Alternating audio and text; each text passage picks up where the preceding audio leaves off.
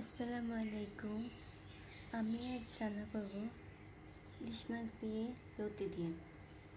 পরিমাণ মতো দিয়ে দিলাম তেল, পরিমাণ মতো দিলাম পেঁয়াজটাকে কিছুক্ষণ ভেজে নেব।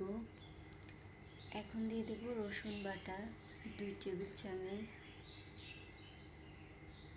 রসুন বাটাটাকে কিছুক্ষণ ভেজে নেব।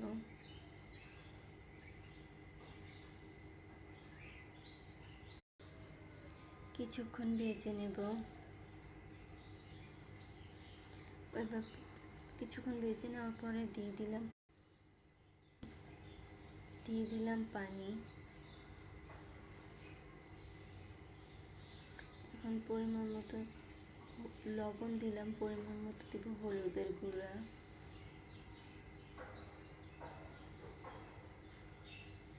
পরিমাণ মতো দিলাম মরিচের গুঁড়া, পরিমাণ মতো দিব ধনিয়ার গুঁড়া, পরিমাণ মতো দিব ধনিয়ার গুঁড়া,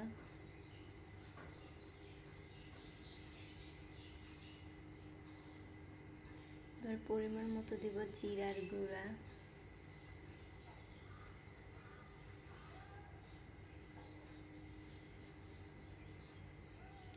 এখন দিয়ে দিব লতিগুলা।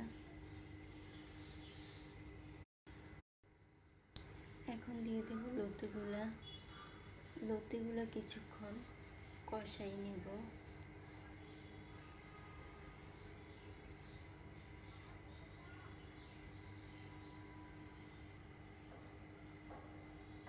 কিছুক্ষণ লতিগুলা কষানো শেষ।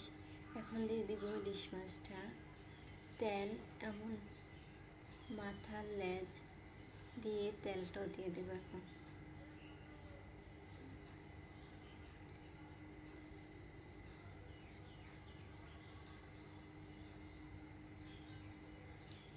এটাতে কোনো প্রকার পানি ইউজ করা যাবে না। আমি পানি দিব না এটাতে কোনো প্রকার।